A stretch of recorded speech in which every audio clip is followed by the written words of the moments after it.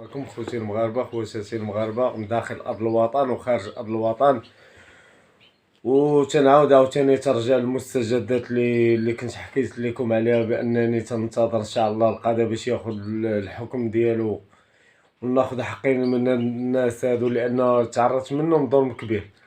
وانا باقي تنعاود نرجع عاوتاني للواقعه ديال الفيديو تاني، بان هذاك المواطن اللي كان طعن بالقائد فولاد احمد، بانه السيد انه كان من مظلوم تحول لمجرم وهو اللي يتحاسب، وهاد الناس باقي تعيشوا الحياه ديالهم كانهم في هذاك الفيديو داروا مزاله كبيره، انه هضر كقائد تيهضر بهذاك اللفظ وشو السيد كيتعامل معاه. والسيد اللي كان تيصور من الفوق قال لي هبطوا، يعني فرض القوه ديالو، حيد الانسان ديالو صحه، رغم انه كان فرد من القوات المساعده، وكانه خدم الوقت اللي كان الصالير على قد الحال، وكان انسان شريف على ما سمعت.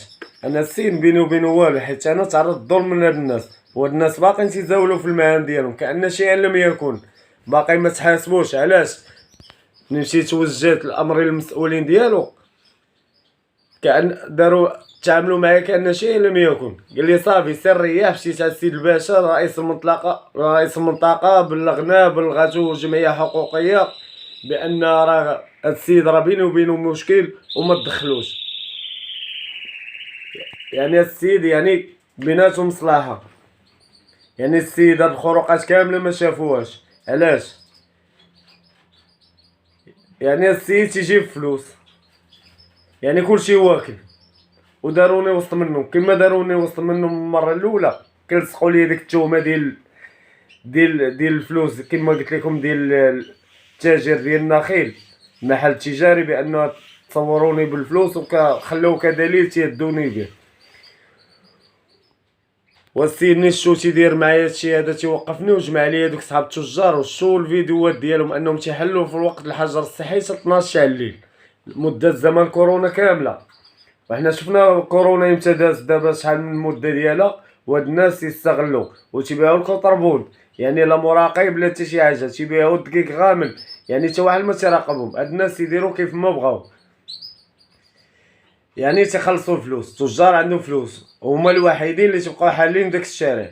وبالنسبه لهذيك الفاعله الجمعويه تنقول لها ما غنسمحش ليك، حيت دات فيا شهاده الزور، وهي تتقول لك هذاك عاون السلطه وقفوه. والحمد لله راه الناس كاملين تعرفوا تربيتي وتعرفوا معاملتي. ولا سولتوا الناس ديال ولاد احمد كامله غادي يقولوا لكم شهاده الحق، ماشي شهاده الظلم وشهاده الزور. حيت الله سبحانه وتعالى حرم الظلم على نفسه وجعله بين عباده محرما فلا تظالموا. وتنقول حسبي الله ونعم الوكيل في الظالمين. يعني قتلوا رواح، خرج على شباب صيفطوا من الحبس، خرج لهم على حياتهم.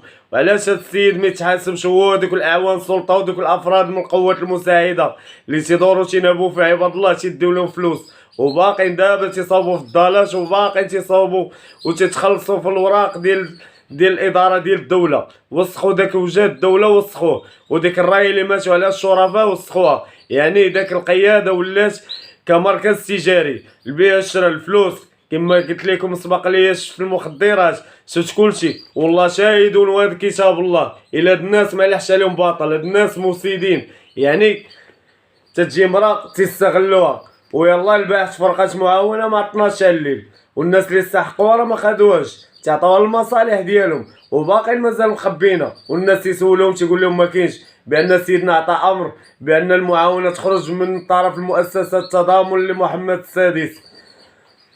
وهاد الناس يستغلوهم. علاش؟ باش يديروا بهم المصالح ديالهم، رغم ان هناك عائلات ما عندهم ساكن باش ياكلوا، ضعاف فقراء ما كاينش مساكن، يلا مضاربين مع الطريطه ويلا مضاربين مع الكرو ترونسبور، ما عندهمش، وتحرموهم من هذيك القفه اللي عطاها سيدنا. وهاد الناس يقدروا فينا وان البلاد تدوز هاد الازمه هذه وما تيستغلوها. علاش؟ باش يديروا الثروات ديالهم. وكما قلت لكم الدار ديالو صويره، وقلبوا لهم الممتلكات ديالهم والناس اللي قرابين ليهم، وغادي تشوفوا الثروات اللي داروا. هاد الناس هادو صافي فاتوا القانون، ولا تحداو حدود الله. وعلاش غنسكتوا عليهم؟ وهاد الناس باقي تا واحد فيهم ما تحاسب، خاصهم يتحطوا تحت الحراسه النظريه. وبالنسبه للملف ديالي معاه في الخيانه الزوجيه راه ثابت عليه، واخا ما عرفتش يقولوا لي عليه، حيت هاد السيد بغيت ناخذ حقي منه، وهما باقي تعيشوا الحياه ديالهم، وانا سلبوني حياتي سلبوا لي الوطنيه ديالي، وانا في بلادي يمشي لي ديالي ويضحكوا علي وبغيت يسيطوني للحبس هاد الناس هادو. وعلاش باقي ما يتحاسبوش هما رغم ان قلت لكم كاينه خروقات كبيره وكاينه بالدليلات ونعطيكم على الدليلات، ماشي تنهضر تنقول شي قصه ولا باغي نشر. هادشي راه كاين والسيد باقي ما تحاسبش، وتنطلب من السيد وكيل الملك باش يتدخل اسرع وقت، لانه هذاك الميساج اللي صيفط لي من النمره ديال الدوله ديالو تهدد فيا، لانه تواصل مع المره الاولى وشهد بها بنفسه وتقول لك الاعتراف سيد الادله، وانا باقي تنتسنى ناخذ حقي من هذا السيد. راه صافي وصلت بيه هنا، وصلت لدرجه انتحار حيت بغيت حقي. وانا تنقول في بلاد دولة الحق والقانون، الدستور المغربي عطانا 16 حق، ما عمرنا طلبنا بشي حاجه، ماشي كل مره نبقى نخرج ونقول بغيت حقي، راه بغيت حقي بس